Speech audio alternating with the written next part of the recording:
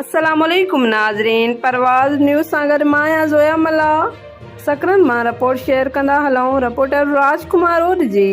सकरन मिरापुर road जनराड़ा महला में जनराड़ा बिरादरीअ जी ॿिनि धुरनि में मामूली ॻाल्हि तां तकरार।